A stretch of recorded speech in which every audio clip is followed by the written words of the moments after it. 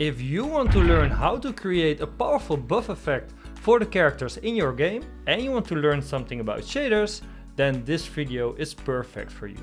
Our golem grows larger, changes color and gets a super cool growth effect with a ghostly echo. And let's break down the effect in 5 simple steps.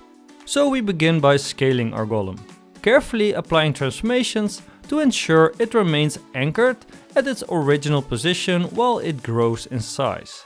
For this, we will utilize both the vertex and fragment shader. This part is crucial, because even though we apply the same transformation, it reveals a very important distinction between the two. Then once we understand how scaling works, we're creating the fade out animation that will become the ghost-like echo effect. But to really make the effect work, we need to manipulate its colors. So in step 3, while we increase its size, we slowly interpolate its colors, making sure it blends colors while it scales. And then comes the most important step of all, because at the 4th step, it's time to bring the effect together, making sure the layers fade in and out in a fluent sequence. But what's it all worth without actual GDScript code to summon the effect? So as final step, we will see how to set up a tween inside of GDScript to actually call the effect. If at this point you feel your interest is growing, then let's power up your focus and let's get shading. For those of you who followed my complete 2D shader course, this is time to pause and try it on your own. If you're not as experienced, then don't worry. Let's step into the shadows together. Alright, let's start with the first step. So let's increase its size. And we will do this inside of the fragment shader. Alright, so here we set up our base texture. We use the texture function and a regular UV. And because we need to scale up our character, we need to multiply it with a scalar. Do we need to multiply the UV with a smaller or a larger number than 1? Remember, we want to scale up our character. And the answer is we need a smaller number than 1. So let's multiply it by 0.9. And then we see it nicely scales up, but we also lost the bottom part of our texture. Let's set it back to 1. So the way we scale the UV is by making a snapshot of the UV mapping area that we want to show. It then automatically maps this area inside the boundaries of our texture space. What we actually want is some horizontal and vertical adjustment so it will nicely stay in its place. And to do this, we need to translate the texture mapping area. Let's take the first quarter as an example. So we zoom with a factor of 0.5 in that case. To align it to the center, we need to shift the area to the right. And the amount we need to shift it to the right is exactly half of the area that is left at the right side. That looks pretty good. Let's now fix the y-axis. So to align it at the y-axis, we should not translate it half the area. So what we actually need is the total area that is left at the bottom. And yes, we will lose a bit of the upper back, so a zoom of 0.5 would be a bit too much. But this example does visually explain why we need to translate it double as much on the y-axis as we need on the x-axis. Alright, so now let's do it in code. So let's make it a vector 2. Let's first specify the x-axis and set it to 0.5. So now the texture mapping area will be half its original size. And then we do the same for the y-axis. Alright, so now we made a snapshot of the top left corner. And then we translated half the space that is left to the right. So let's add 0.25. This already seems to work pretty well. It looks like it's centered. And now let's add the total area that was left to the bottom like this. And then we see we have the same effect. Horizontally it's center aligned and vertically it's aligned to the bottom, just like we want. Now it's up to you. Let's try to align the golem in a way that it fully shows. So let's use a scaling factor of 0.9 again. Alright, so for this we change the 0.5 to 0.9 on both axes. And then again, we take what is left. So in this case, that's 0.1. And we only take half of it for the x-axis. So that would be 0.05. And then for the y-axis, we take the total amount that is left, and that would be 0.1. And then we see it's nicely aligned at the bottom again. Alright, now let's make it more dynamic. Let's add a progress uniform. So at the top, we will add a uniform with the data type float, and it will range from 0 to 1. And as a default, we set it to 0. Try if you can make it scale on your own. So let's give the scale factor a dedicated variable. So let's type float and let's add the scale factor like this. And then let's add 1 minus the amount that we want to scale. And in this case, that's 0.1. Because of course, then it becomes 0.9. So if we would now replace those, then we will get the same outcome. Let's give them a separate line so it's easier to read. And now we see it's still aligned. All right, and then let's add the progress to it. So let's multiply it with the progress. And if we now scale character, we see it gets bigger. But the only problem is that it doesn't translate to the right position anymore, because we also need to multiply our translations. So let's add the progress to those values as well. And if we now slide it, we see it nicely anchors at the bottom, while it still grows in size. Cool, right? But the scale is pretty small right now, so let's increase the size. Another way of doing this, instead of changing the values of the UV again, is by changing the value of the progress. Let's adjust the range, so that it won't go from 0 to 1, but from 0 to 6, for example. Try if you can do this on your own, but be aware, don't change it up here. So I want you to change it inside the fragment function itself in a way that when we slide our progress from 0 to 1, that it actually goes from 0 to 6. And the way we can do this is by the use of the mix function. So let's type float and then adjusted progress like this. And then let's use the mix function. And when the value of the progress is 1, we want to return a 6. So now let's use the adjusted progress instead of the regular progress. All right, let's now change the value. And now we see it gets a lot bigger. But the problem is that it will go out of its bounds. So the top and the sides will disappear. And that's not really what we want, do we? This actually brings us to the same problem we had in the beginning. The UV mapping area gets so small that it crops our character, and that's not what we want. Think about how to fix this problem, because we do want to grow our character this size. So what we need to do is, instead of solely relying on the fragment shader, utilize the power of the vertex shader. But first, let's reduce the size to 3, so it nicely fits its boundaries again. So let's change it to 3. Alright, so now that our character is not cropped anymore, let's move over to the vertex function. Let's start by commenting out our code, because else it can get in the way when we change things at the vertex shader. So now let's scale our character by using the vertices instead. For this, we can call the vertex variable and then multiply it with 2, for example. And then we see it already gets a lot bigger. And if we zoom out a bit and we want to scale it up with a factor of 8, for example, then we still can without cropping our character. Cool, right? So what actually happens is we move the vertices further away from its origin, which in this case is positioned at the center of the texture.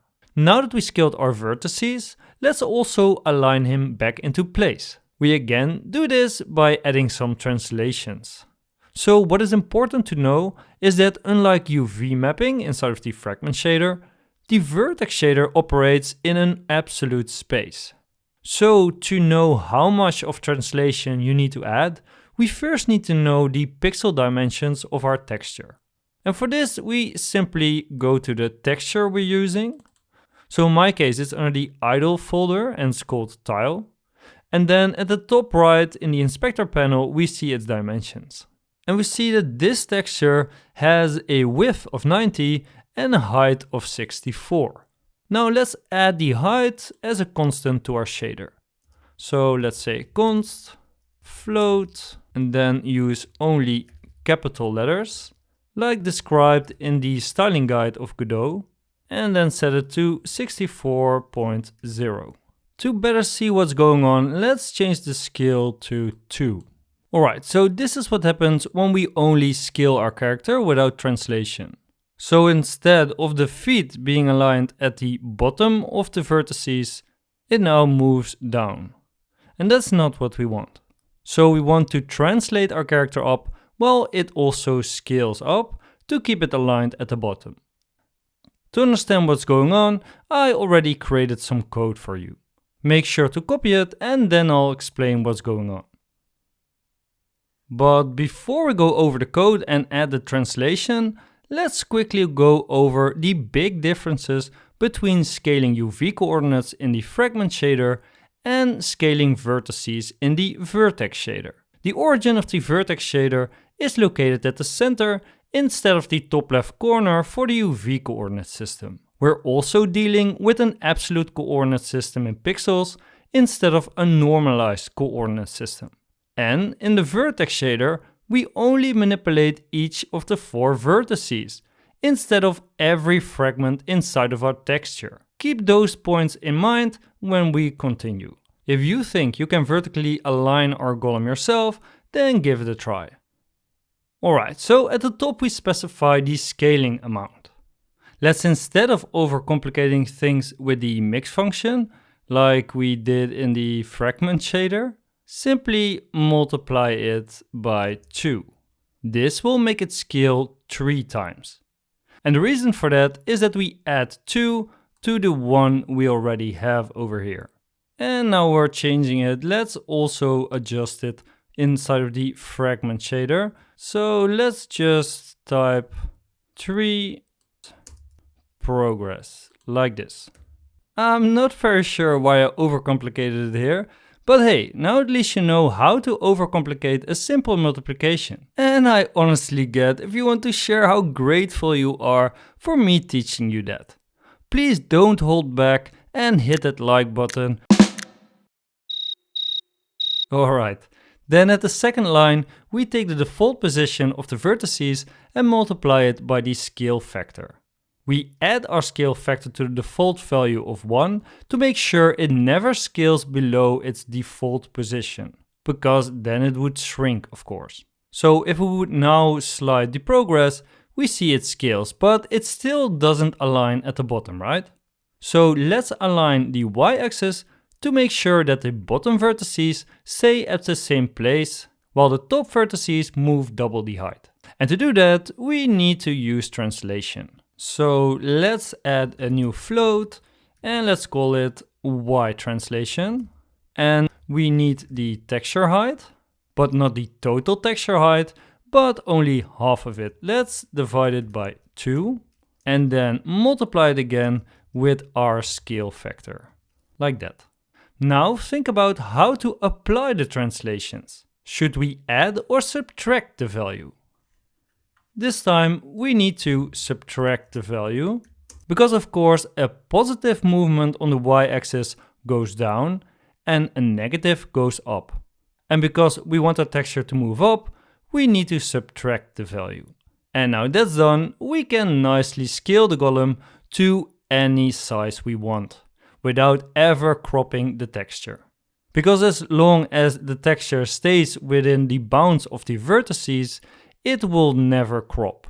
Alright, now that that's done, let's comment in our fragment shader again. Great, the biggest part of the shader is done. Now let's move on to step 2, which is the ghost-like effect. fading out the golem while it grows and simultaneously introduce a transformed golem layer beneath it. Let's start by the fade out. We simply do this by decreasing the alpha value based on the progress uniform. So let's set the progress halfway, so it would be partly transparent, partly visible. And then let's change the alpha of the base texture. So let's say base A, which stands for alpha, of course. Then at 0, we want it to be opaque. So we start at 1. And then to make sure it becomes transparent once the progress moves up, we subtract the progress like this. And of course, don't forget to add the multiplication symbol. And now you see that it's partly transparent. And when I move it from 0 to 1, you see it nicely fades out. Alright, now let's add a second texture to it. Let's remove the line where we write to the color variable. So this one, let's remove it. And comment out the rest of the fragment code. Now that's done, let's add another texture. This is the texture that we will see when the progress is set to 1. And right now, just set it equal to the color. And then of course, write it to the color variable, just like this. All right, let's zoom in a bit. And we don't have to scale this texture because when we slide the progress, we see it already scales by itself. And that of course is because of the vertex shader. All right, now what we want to do is combine the base texture with this texture in a way that the base texture fades out while this texture fades in. And for this, you might have guessed it, we need the mix function again. And let's also don't forget to comment in the base texture logic first. So let's comment this part in again. And then let's mix it at the bottom where we write to the color variable. So let's type mix and then first specify the base texture because that's what we want to show when the progress is 0. Then we specify the berserk text. And then again, we make use of alpha compositing. So let's take the alpha of the berserk. So berserk text alpha, and let's multiply it with the progress variable like this. And if we would now slide it, we see that one layer fades out while the other layer scales up. Cool, right? So again, we show the textures based on the alpha channel of the berserk texture. This makes sure that the berserk texture layer gets on top of the base texture based on its alpha channel. But we're not there yet. Let's make the effect even more exciting. Let's move to the third step, which is gradually shifting the color of the berserk until it reaches its final height. So for this, below the initialization of the berserk text, we say berserk text RGB, and then let's interpolate the colors. So let's say mix, and then take the regular colors and some different colors. Let's use swizzling to just switch color channels. So let's say berserk text and then GRB instead of RGB. Let's also increase the values a bit so to make it a bit brighter, and then mix those values based on the progress. So when it's 0, it has its regular colors, and once it's 1, it has the swizzled colors, which in this case becomes purple. To actually show what's going on, let's comment out the color, and let's only write our berserk text. And if we now start at 0, we see it's nice and blue, and when we go up, it gets a purple evil tint. And of course, feel free to play around with different colors. You might want to turn him green, or maybe red, or for the more fancy shaders among us, you can also turn him gold. But because purple fits the blue color, I will simply choose purple. Alright, now that we swizzled our colors around, it's time to comment the mix function back in. So let's remove this one and let's comment it back in. And now let's see what we got. So it scales up and turns into a nice purple giant. but maybe it's a bit too much. Let's change to 2, for example. And if we now scale, we see that it still has that nice ghost effect, but it's a bit more subtle. I actually prefer it like this. And now that the shader is done, we move to the last part, which might be considered the most important part of all. Because why create a shader if you cannot use it inside of your game? So to actually control this progress slider into your game, we're going to use tweens. And for this, I already set up a script for you. It's actually a pretty small script.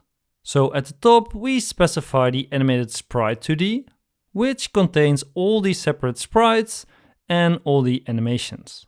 And below we have a small audio player which calls the roar sound.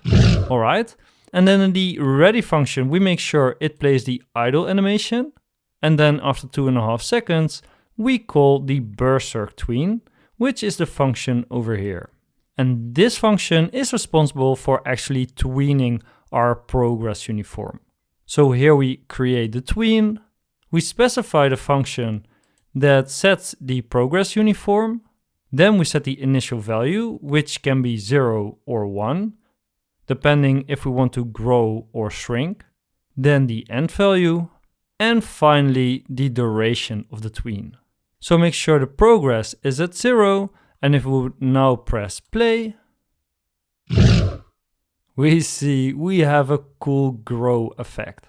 And of course we can also add a sound when it shrinks again, but I leave that up to you. And before you leave, I want to share with you that I created a complete 2D shader course for Godot. It takes you from a beginner to an advanced shader artist in just a matter of days. From my own experience, I know how hard it can be to start learning shaders. That's why I created this course, and honestly I already spent hundreds of hours creating the course. And while part 2 is in early release, I offer it for a very high discount. So if you want to have this discount, then please go to Godot2dshaders.com and enroll before the prices go up. Thanks for watching, and like always, stay away from the light. Until next time.